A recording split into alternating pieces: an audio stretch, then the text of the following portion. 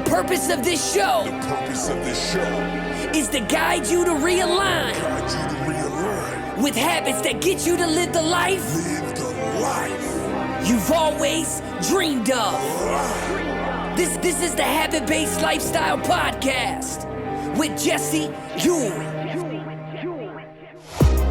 This is the Habit-Based Lifestyle, where you can access your full potential right now. Finally break free from destructive habits. That dream life, if you want it, you can have it. This is where you transform your health, mind, business, and relationships. Or do nothing and keep your life the way it is. But if you're ready for change, you're in the right place. This is where you're gonna learn how to live a habit-based lifestyle. You are tuning in to the Habit-Based Lifestyle Podcast with your host, Jesse Ewing. This is the Habit-Based Lifestyle. Let's go. All right, guys. Welcome to the Habit-Based Lifestyle and Business Show.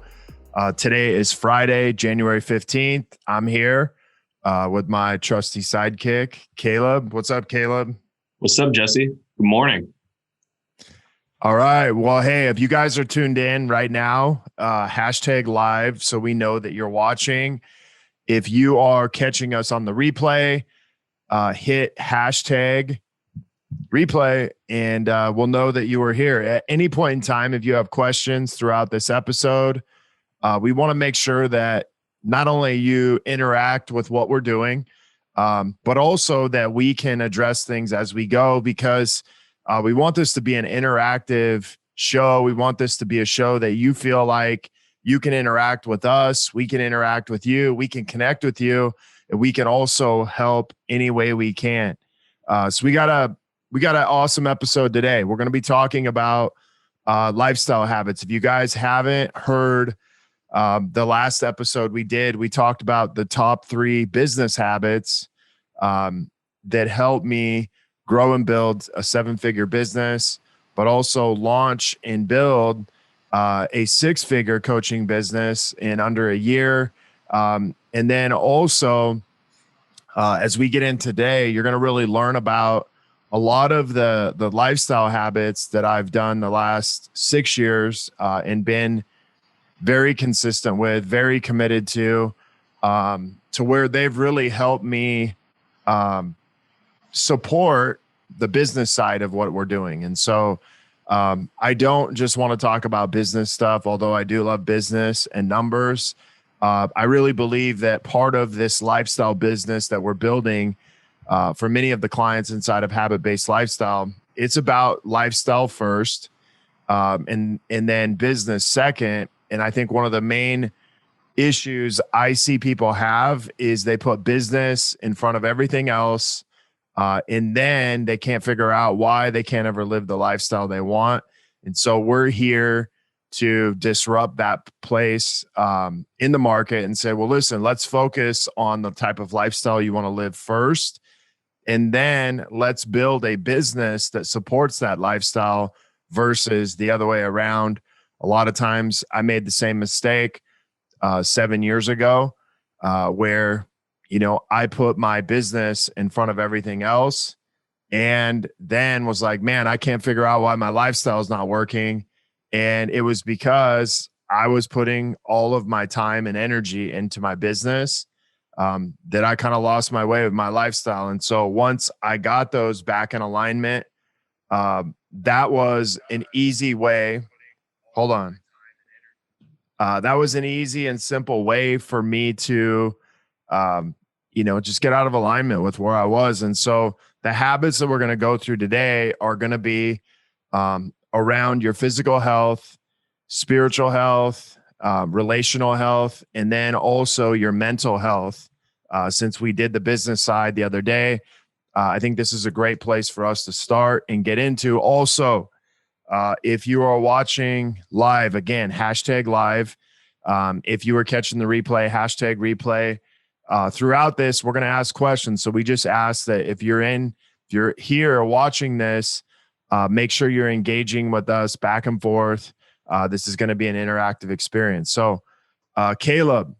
Yes. As you get into today, man, like what would you say the number one lifestyle habit you've had just in the last year? In this last year, I actually did two things that kind of go together for me that have really put me on top of my game. And that would be one, working out daily or exercising daily. And then the second one would be journaling daily. And the reason why those work so well for me is because I get to stay connected and I get to stay powerful. The exercise for me every single day, even on the weekends, taking a walk, and even going to walk to a park to go journal, doing both at the same time. I get to stay powerful in my body, my physical body. And journaling allows me to stay connected to me, either the person I'm journaling about or the events I'm journaling about, and even connected to God. So I get to stay connected just through my journaling sessions. So both of those lifestyle habits over this past year have been my foundation of my habits. Okay. Awesome, man. Yeah, I love that. So if working out is been one of the most consistent habits for you. And then journaling, why is journaling so powerful, but also it may be kind of one of the most difficult habits that we do also, because it's easier to work out, right, than it is to pick up some dumbbells, push some stuff around. Then to lift a pen and start writing in a journal. And also a lot of, like, you see it online, you see a lot of people exercise. So exercise is something that's like that a lot of people do. So I get to see a lot of great examples. But journaling really isn't one of them. It's definitely something that I've actually been doing since I was little. My parents had me journal ever since like elementary school. They would have me journal, do daily devotionals. But I think the reason why it's so hard is because, one, there's not a lot of examples of, especially guys, journaling. A lot, you hear growing up, like, journaling or diaries are for girls. I bet you've heard that. But I think, so not only is it like, is it rare to see guys journal, but also we don't really know what to do when we journal. There's sometimes when people journal, there's no real purpose. It's like, what am I going to do? Write down some words, But for me, I like to stay intentional with my journals, and I like to get directly something from that journal. A lot of times it's extracting a lesson after reflecting on something in the past.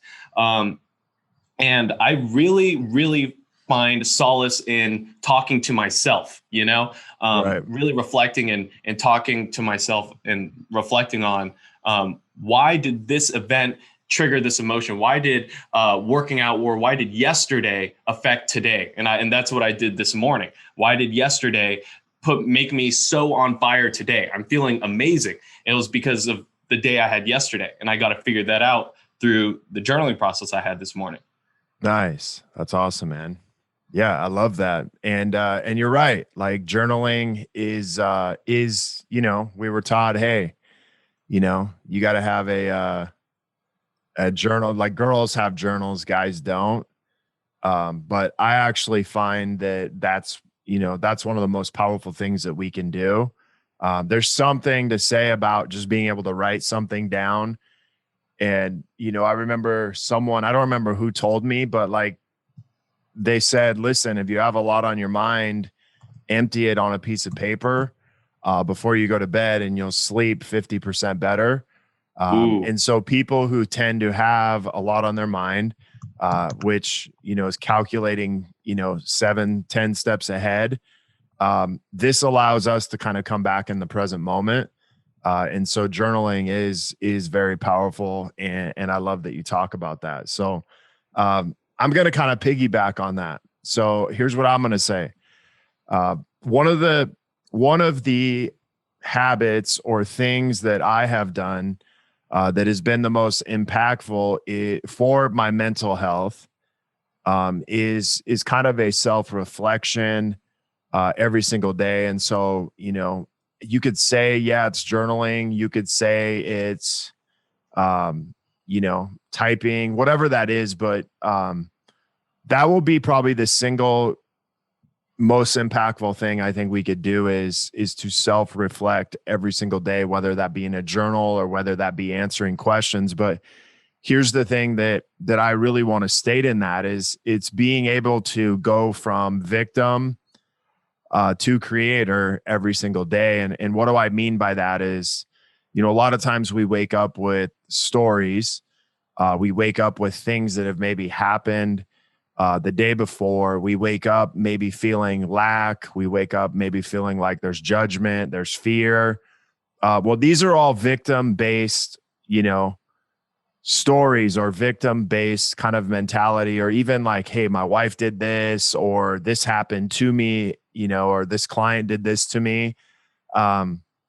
So this is your ability to take that story, that fear, that judgment, and to self-reflect, whether it be a series of questions or just a few questions, to self-reflect enough to go from a story where you are, the victim, to where we can actually learn something from that. And we can create a whole new reality. We can create something that gets us ultimately what I want. And, let me explain this in maybe little bit simpler terms. Is I got a text from a client of mine yesterday who, is basically like, hey, so-and-so hasn't been paid yet. And, another person that we kind of share a mutual client with, he's like, hey, he's, really frustrated with, what you're doing. And being in your program, he's kind of frustrated with his results. And I'm like, okay. And so the first tendency I had was to kind of defend my position and be like, well, listen, I haven't got a, what do you call it?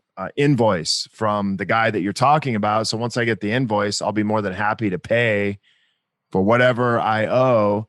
But until I get the invoice, like, I don't know what you want me to do. And then the other thing was like, well, hey, this person just needs to reach out because I've been in contact with them several times and they haven't really told me what their problem is or that they're frustrated. And so I can't read somebody's mind.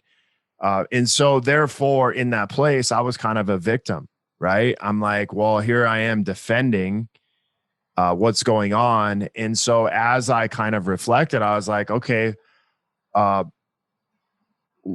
who would I be as a friend, or who could I be as a business owner if I just simply, paid this invoice? And I realized, I'm like, okay, I'd be less stressed. What if I actually went and said, hey, give me the invoice so I can take care of this right away, versus like, dude, give me the invoice, almost like a victim, right? Hey, until you give me the invoice, I'm not going to pay you. Versus me going out and saying, well, listen, I'm just going to take care of it right now, so I don't have to stress about it. So give me the invoice and let me take care of this ASAP. And so I immediately fixed the problem, right? So now I'm not thinking about that the rest of the day. That's completely out of my my mode. So I don't have to worry about lack. I don't have to worry about frustration the rest of the day because I've already taken care of that. Now the next thing was taking space in your mind. Yeah. So like everything was gone with that, right? There was no more energy even tied to that. The next thing was, okay, what am I doing with this client to not allow them to maybe feel confident enough, comfortable enough to communicate with me? And so I'm like, okay, here's what I want you to do. I was like, hey, can you send me a video of your actual messenger so I can see what's happening kind of behind the scenes and see some things that we can tighten up in your delivery and what you're doing. And so I immediately realized that, hey, maybe one of the big things in my program that I needed to change and I needed to fix was I needed to look at people's messenger and make sure I needed to look at their delivery and make sure that they're saying the right things. Because here I am thinking, well, I can do it. Why can't somebody else? And so that also pushed me into being able to create a system for that and also see, hey, there's a hole in my program. There's a hole in what we're doing that I can easily create something that cleans up and clears up that hole. And so as I'm sitting here, I'm like, man, if I wouldn't have reflected and I would have just stayed a victim today, I would still be taking up space, being like, well, screw this person. They still haven't invoiced me. And then the other one would be like, well, they haven't reached out to me, so I'm not going to do that.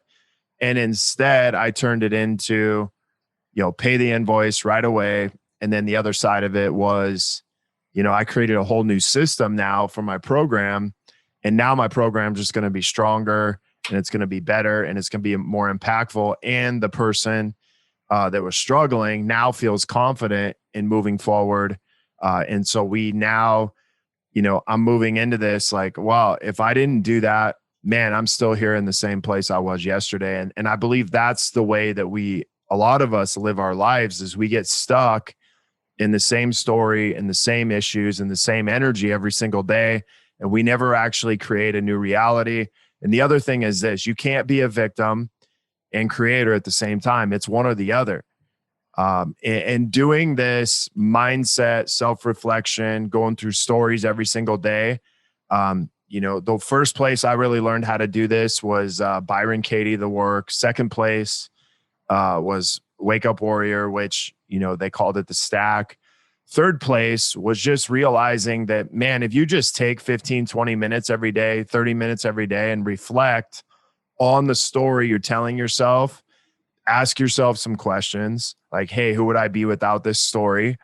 It's that simple. Like, who would I be without this story of fear, judgment, lack, scarcity, whatever it is, defense? Then I could be anything I want to be. And that's really where we have to understand how we can create something different. Yeah. So what I'm hearing is this is why it's so important to self-reflect every day, because like you said, we get to move out from the victim mode where things are happening to you, bombarding you. And everybody knows in life, we have a million things coming at us all the time. But when we get to take that time to sit and reflect, we get to sort through all that and create solutions instead of sit in the problems, Right. I'm pretty sure you've heard this, and everybody here live has heard this before. But they say, oh, sometimes that person just woke up on the wrong side of the bed. I just woke up on the wrong side of the bed. And I honestly stopped believing that after I did a year of like self-reflection on why I would wake up on the wrong side of the bed sometimes. I realized it's not about waking up on the wrong side of the bed. It's that I didn't even make my bed the day before to wake up in a good spot. And that is a huge habit. And just like we're talking about self-reflection, journaling, to stay in that responsible mode, that creator mode of I set my bed and I get to wake up what I make. I get to wake up in the bed that I made the day before and today. And that's why we believe in these lifestyle habits, because that's what keeps us in the mode of creation and constantly moving, instead of letting problems just drown us. Yeah, let me give kind of a better way of thinking this. If you're, maybe a business person, you're like, well, dude, I wake up positive all the time. I wake up, but here's what I'll say is just say the victim is the problem. The creator is the solution. And sometimes we focus on the problem. And if we're focused on the problem, then we're stuck in the problem. So then we're a victim of that problem, or we can focus on the solution. And really what I'm saying is like, listen, we're going to get out of whatever problem we have. I'm not going to be about whose fault it was or wasn't. What I'm really looking for is like, what is the solution to create a different reality and create what I want? And that's one of the biggest things is like when we're stuck in a problem, we can't focus on a solution. When we're stuck in victim mode, we can't create a different reality. And so that's just a little different way to think about this is, victims have problems. That's what they focus on. Creators create solutions, and that's what they focus on. And really, whatever you focus on grows, and whatever story you tell yourself grows, right? So you could tell yourself the story of, hey, I'm focused on my problems, or you could tell yourself the story, hey, I'm focused on a solution. But whatever one we tell is the one that grows inside of us and outside of us. And that's what we see in front of us. Yeah. So if you guys are watching right now, as we go into more lifestyle habits that have personally helped me and Jesse, comment below if you guys are watching live, or if you're watching on the replay, comment your top lifestyle habit, a habit that you do that's helped and supported you. Tell us what that habit is and what it's helped you achieve. We want to have this conversation with you in this habit-based lifestyle show. So Jesse, what's another lifestyle habit that really that has helped support you build this business, this 6 to 7 figure lifestyle business? Yeah, so I will say physical, obviously, inside physical health, working out. But I'm going to change this a little bit. Okay. So I'm going to say working out for sure. Mm-hmm. But I'm going to say the working out that really impacted me the most is cardio. And what do I mean by that is doing a little more cardio-based workout in the morning. Because I really feel like that gets your endorphins up more than anything else. It's also something that, I think people take for granted. And I really believe that the person who works out first thing in the morning has a better day. I don't care what workout they do, whether it be stretching, cardio, or whether it be, lifting weights, whatever you feel like does it for you. But I believe that single most important thing is going to change. So remember this is when we move, we change our energy, right? When we move, we create energy. And so the more I can move first thing in the morning, no matter how I woke up, my energy is going to change throughout the day from that point forward. And I always tell people is like, listen, I don't care if you go for a 20-minute walk. I don't care if you go for a 20-minute run. I don't care if you do 20 minutes of stretching. I don't care if you do 20 minutes of CrossFit, lifting weights, but do a minimum of that every single day. And don't do more than 45 minutes to an hour. Otherwise, you're just probably wasting time in what you're doing. But I believe that is one of the single most important things that we can do as, a business owner, entrepreneur, husband, father, leader, wife, whatever you want to call it. Because, for the simple fact of there's so much you can get from that, like 20 to 45 minutes that you can't really get doing anything else. And, if you ever done videos like before your workout and then you do videos after, it's like a completely different thing. There's a huge night difference. Yeah, there's a huge energy shift. And so the more I can shift my energy in the morning, because I don't know about you, man, but a lot of times I wake up angry, pissed off, frustrated, and working out just kind of has this thing of like changing that energy. Working out's also something I've done since I was like 10 years old. So I got like 32 years of working out. But the best I ever feel when I work out is when I do cardio first thing in the morning, and I get up within the first 20 to 30 minutes, I'm working out and my body's moving. Yeah. I don't particularly wake up with anger or huge amounts of stress. I think that also has to do with the fact that I'm not married, I don't have kids, and I'm not a 6 to 7 figure business owner. But I do know I'm 20 years old, and me and just like a lot of other young people, a lot of people wake up with feeling depressed or can't even wake up early in the morning because they feel depressed, they feel down. And I know that's a lot of the natural state that I can default to if I'm not careful in setting my day. So that's why me and you, we both work out in the morning. We take time to self-reflect right before we go into a live training, and we're pumped, we're excited, we're energized, we're connected. And I would say it has to do with the habits that we set daily. A lot of people can't do this because they haven't put together habits that keep them connected, strong, powerful, disciplined. That's what I would say. Let me also say this. I would much rather see someone work out for 20 minutes every day than work out for an hour 3 days a week. Yeah. Or, so like I would much rather have the consistency of doing something than have, say, okay, for 3 hours every week, I'm going to work out. It's better to split that up into 7 days than it is to just do 3 days. And I also believe in active recovery. So like sometimes maybe on Sunday, it's going for a walk. That's your workout. Other days you feel like hitting it hard.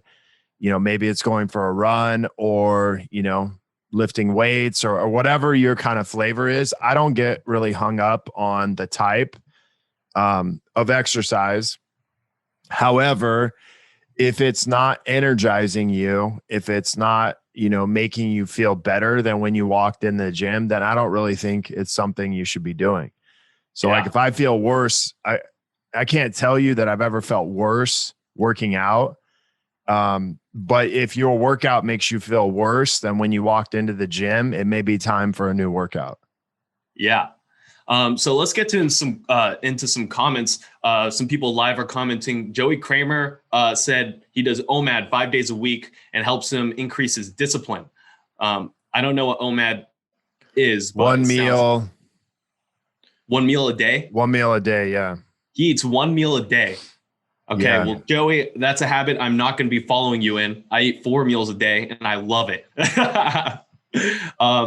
David Boyd says getting clear on what he wants daily. Super Travis, powerful, man. Yeah, that's a great one. Let me just say one thing about that, getting clear on what I want daily. So go ahead. Here's what I'll add to that.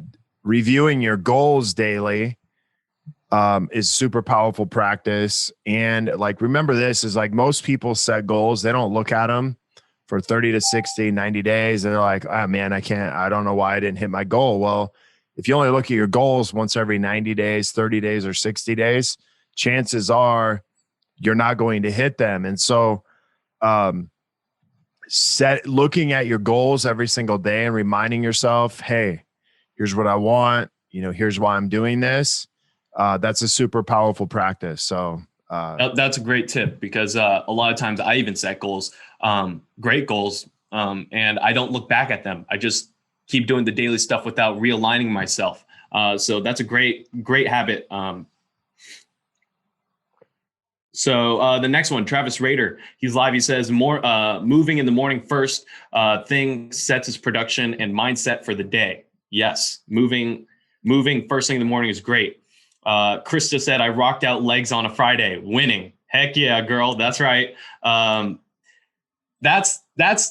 I feel personally better doing chest day, but that's just me. And Jesse helps me get bigger boobies. That for me is what gets me excited on a Friday.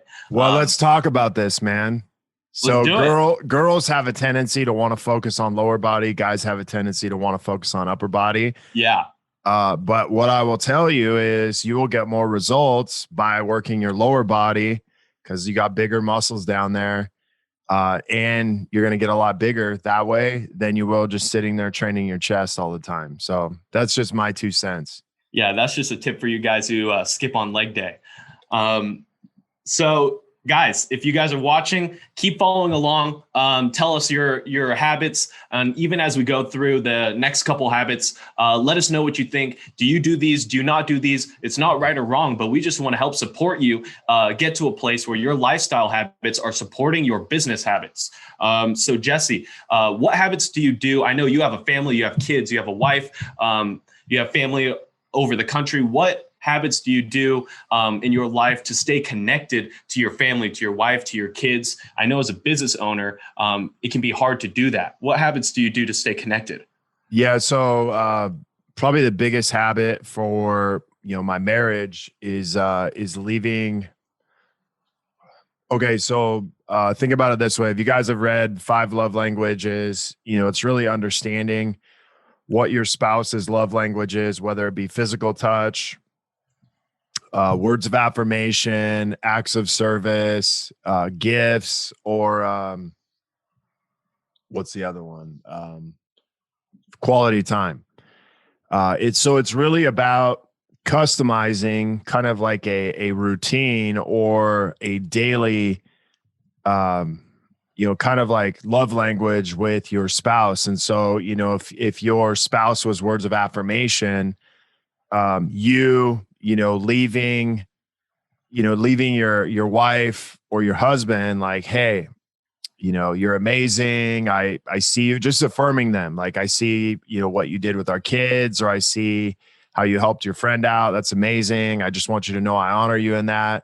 Like, doing a message, for me, for like 5 years, man, I left my wife a video, literally almost every single day for 5 years straight, telling her that, because she's words of affirmation. Since then I change it up. Sometimes I'll leave a note. Sometimes, I'll send her a message. Most of the time it's video. Sometimes I'll do text. I actually think text is kind of weak, because it's easy to do text. And so I remember like 6 years ago when I very first started sending my wife videos, it was kind of like I sent them to her, but I expected nothing back in return. And what's cool is when that starts to come back, a couple months down the road. But I really believe that the number one thing I did is I just understood. I started understanding what my wife wanted on a day-to-day basis, or, how I could kind of make a deposit into my marriage. And so really what I think of the love language is like, okay, it's like making a deposit into your marriage or into your relationship with your kids, that the more deposits I'm making, right, the more I'm increasing that bank account, which is, love, whatever that love account, right? And so every single day, if I'm going to make a deposit in that account is going to continue to grow. And where I see a lot of people kind of fail in their marriages is they stop making deposits on a day-to-day basis. And if you think about this, is like, man, how did I end up in this place in my marriage? You're 20, you don't really get that. So but I think people watching this can understand, that, sometimes people are like, man, how did I end up in my marriage? And I would say, well, listen, let's see what you're doing on a day-to-day basis to impact your marriage. And most people are like, man, I don't even talk to my spouse. Like, when's the last time you had sex? They're like, I can't remember, or maybe that's the only way they connect. So if it's physical touch, maybe it's giving your spouse a hug.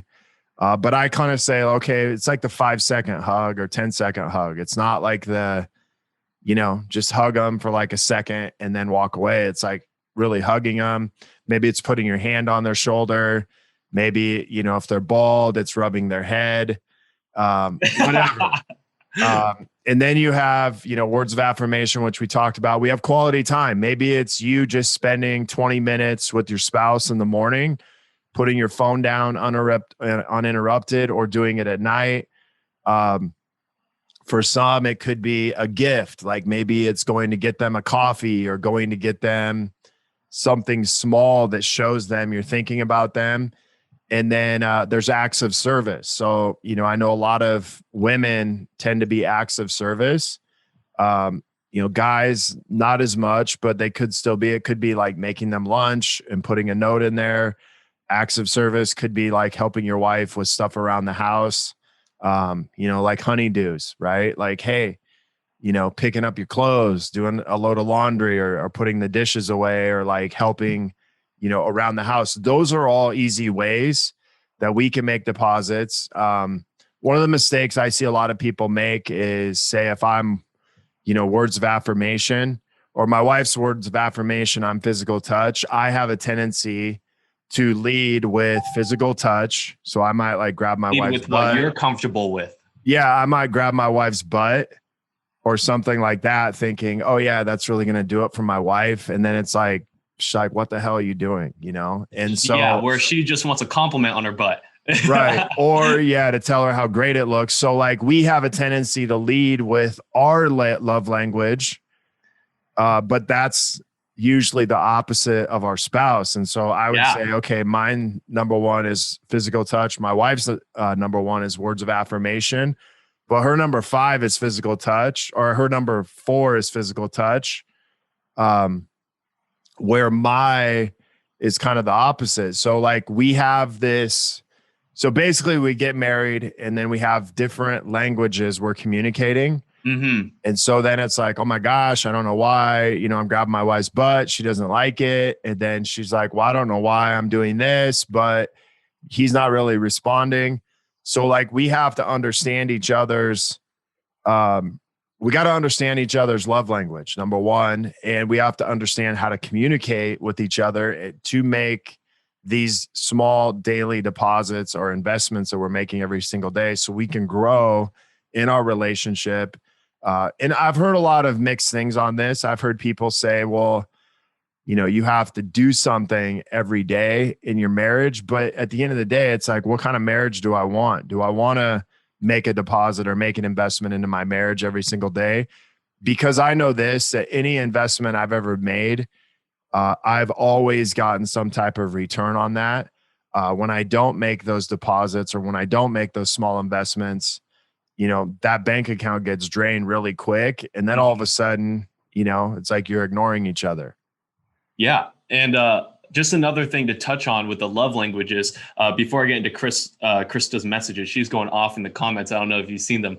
They're hilarious. But it's important to know people's love languages, especially when you're depositing daily into those love bank accounts, because some currency for people is more valuable or less valuable when you're communicating with them, like you said, with your wife, when you give her butt a little slap, it doesn't do her as much good as maybe if you complimented her or something, because of her love language, telling my wife how great she is and affirming her is like her slapping me on the ass. And so that's where you just have to understand is like, okay, for guys, physical touch, like I said, maybe it's putting your hand on their shoulder, hugging them, whatever, holding their hand, is the same as me telling my wife, hey, you're amazing. You're beautiful. Like you're so great at this. And that's where we just have to realize that like, those are ways that we can really impact our marriage, our relationship, but also to just make, and they're also for our kids, right? Our kids have the same thing. So understanding our kids and how to communicate with them. Like one of my kids is words of affirmation. One of my kids, physical touch. The other one is quality time. So they're all a little bit different. Here's what I'll say is it's not just about the top one. It's probably about the top three, because you could be like 1 point difference. So really understand what your spouse wants, what your kids want. And that's really the way that you impact them. So like my littlest daughter, Jocelyn, every single week, she's like, Dad, can you take me to the park on Saturday? Can you take me to the park on Sunday? So her thing is like quality time. She always wants to make sure that we have quality time at the park every weekend. My son, he's words of affirmation. And then my daughter, if I don't like give her a hug, if I don't like put my hand on her shoulder, then she kind of turns into this evil, little girl. Yeah. Krista live watching is saying that her love language is gifts. Man, that's an expensive love language. She says that her husband is words of affirmation, so she sets an alarm to text him daily how grateful she is of him. That's awesome. Nice job, Krista. She also laughed. Man, that's an expensive one for sure. Yeah. She also laughed at the fact that when you said you slapped your wife's ass, she laughed. She said that's a man thing across the board. I've actually found too, girls do the same things to guys too. My ex would slap my ass too. And I was like, yo, what? Like, I didn't know it worked the other way around. I thought it was just guys slapping girls, not like guys in general, but like in a relationship. I thought so she's probably telling you, hey, I'm physical touch. Like, dude, touch me. Well, we don't know how to communicate. And so we just do it. We do what we want done to us to someone else. Yeah. And that's where a lot of the frustration in relationships is. Yeah. What about your habits, staying connected? We're talking about connecting with people in the way that they want to be connected with. What about your connection with God or a spiritual connection? What daily habits do you do that really strengthens that? So spiritual, would be obviously prayer and meditation. I think you have to get kind of a practice of, speaking to God and then also listening to God. But what I will say is there's been times where I've done I've done all meditation. And then there's been times where I've done all prayer. Then there's been times where I've kind of got out of the habit of doing either one. But the most consistent one I've done in between that would be, prayer, meditation. And so really those two together are, those are the two most impactful things I think we can do. Number one is we kind of get recentered, refocused with ourselves. We're communicating, through prayer, which I think prayer is super powerful, but I also think listening to God is super powerful. And we do that through meditation. But also I think God represents, or prayer represents, us exercising our faith. So we're praying for things that we cannot see, but we're praying that, for faith that we, even though we can't see them, we know they're coming at us. And so, I think having that habit of doing that every day opens us up, for favor. And also, we tend to focus on faith rather than fear in that place. And that's, that's something that I've kind of done a lot of, I would say I would say I've done that actually my whole life, is really having a vision for maybe the things that we can't see, but believing it's going to come. And being able to draw that in on a daily basis. And I think that's an underestimated thing that we do. That's, can be, you can call that spiritual as far as prayer. You can call that meditation, is just sitting in a place where we can, communicate with God, but also have faith in the things that we can't see and kind of call those things forward.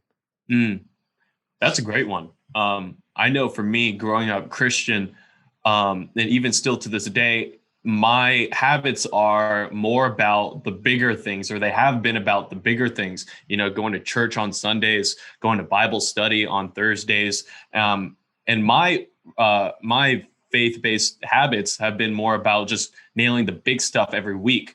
And what you just talked about is great. Something that I definitely need to practice more, which is the daily small disciplines of just praying or meditating. I have this backwards thought where I'm like, oh, it's got to be the big things. I got to go to church. I got to make sure my attendance ratio is positive, stuff like that.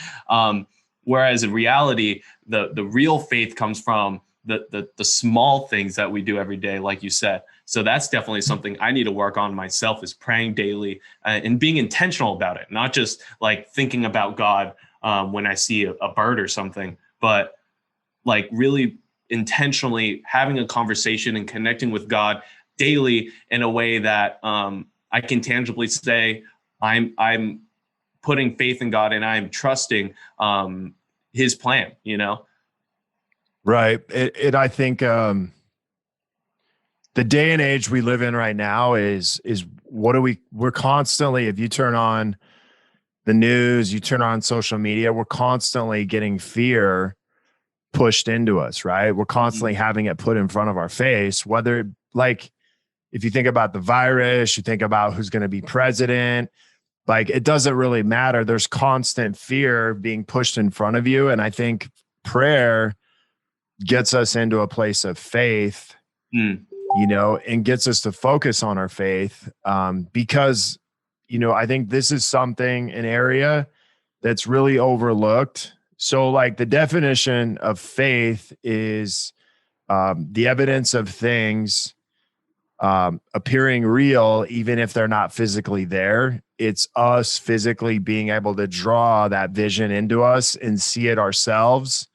But to also walk away from prayer as if we already have this very thing.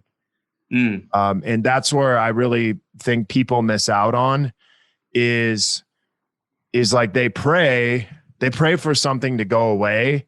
They pray for something to, like help them, but they don't walk away from their prayer in faith.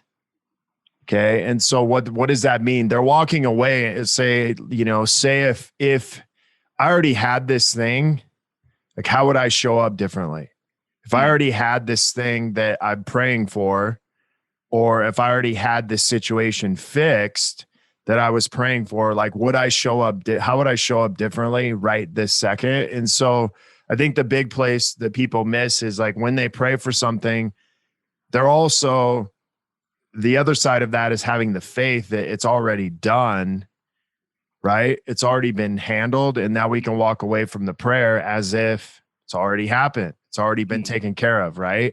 And that's where I think that people really miss out on is, how different would you look at your goals if you had faith in your goals? And what does that mean? It means like, hey, if my goal was to make $100,000, I also have to get into what it would feel like to make that.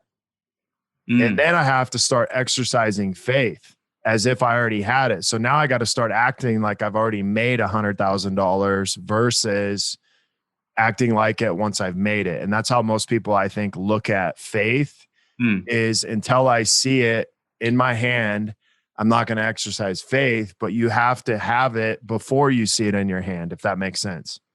Yeah, that you cleared that up real well. What I'm hearing is a lot of people will wish or pray for the external to come inside of them. But what I'm hearing you say is it's got to come from the real faith comes from inside of you, knowing that you have faith in yourself and in God or something bigger than yourself that can bring that out from the inside out. Is that correct? Yeah. So, yeah, I mean, I think if you can't envision yourself having it and step out in faith and having it, like the chances of you getting it are like slim to none. Yeah. So we have to begin to exercise faith in doing that. Yes, we have to do our part, but we also have to show up and act as if this is the most important part of this, act as if we already have that thing that we are praying for, or, we've set as a goal, like, so it's kind of back to the $100,000. If you already had $100,000, how would you show up? Yeah. Okay. So you need to start showing up that way every single day, or walking out of your prayer every single day like that. You need to know what it would feel like. You need to know all these things so that you can, I think the biggest thing in this is you can feel what it would feel like to already have what you want. And when we can feel it, then we can leave our prayer and continue on with our day as if we already have that. Yeah. So if you guys are watching live or on the replay, let me just sum up what we've been talking about. We've been talking about lifestyle habits this past Wednesday. If you guys want to go back and watch that, go back and watch our last habit-based lifestyle and business show where we talked about business habits. Today, we're talking about lifestyle habits. We talked about physical habits that you could do every single day to get your body moving, even if it's 20 minutes of stretching, walking, moving, lifting, yoga, whatever that gets you pumped up and energized, your blood moving, your body moving. For physical habits, we talked about relational habits, right? We talked about learning people's love languages in order to directly deposit it into that relationship in a way that serves the other person versus serving ourselves, right? A lot of times, Jesse hit this right on the head. He said a lot of times we project our own love languages onto other people and we miss what their true love language is. And we don't all the time get to serve them in the way that they want to be served. So we talked about relational habits to connect with other people around us daily. We also talked about spiritual habits where prayer and mindfulness and self-reflection and even keeping faith constantly every single day can help us transform us from the inside out, right? Believing or having the faith that we already have, or we already have all this stuff that we're wishing for inside of us. And now it's time to act out with that internal faith versus wishing that we had something on the outside to change our inside.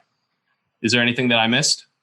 That's it, man. Looks like you got it all nailed down. So one thing I'll say is like these habits are very, so we're not telling you how to work out. We're not telling you, how to pray, or we're not telling you how to meditate, or we're not telling you how to with your wife or your kids or self-reflection. We're just saying like, listen, these are the things that have impacted my life the most, my lifestyle the most.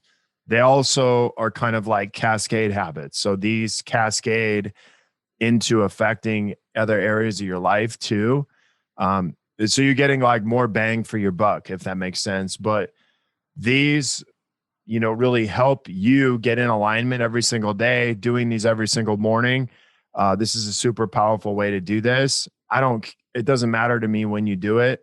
But what matters is that you make, deposits in these areas of your life so that you can see, the dividends paying off, in your lifestyle and in your business also. Yeah. A lot of people, including myself, miss the point of habits. It's the small things that may not seem like it's a big deal, but those small investments add up, as you know. So it's not always about the big things that we do, but the small things. And that's what we're talking about today. You don't have to do an hour huge workout to feel strong and powerful. Just waking up, doing a quick 20-minute something that gets you energized can suffice enough. And over time, that will build, right? Yeah, consistency is the number one thing that you can do to improve, your life, your lifestyle, and your business. So the more consistent we are, small wins, small steps every single day is ultimately going to get us to win. So yeah, that's it, guys. So we want to thank you guys for this week. Just getting us back in alignment with our show where we talk about business and lifestyle habits every single week. If you have questions or want to be featured on the Habit-Based Lifestyle and Business Show, reach out to us, message us. If you're watching this, like, hey, what did you learn from today's episode? What are some things that you're going to change and start doing? And we love to have you guys on. We love to have you here as guests, and we love the fact that you're supporting us. Awesome. Until next week. Peace. Be with you. The purpose of this show is to guide you to realign with habits that get you to live the life you've always dreamed of. This is the Habit-Based Lifestyle Podcast with Jesse Ewing.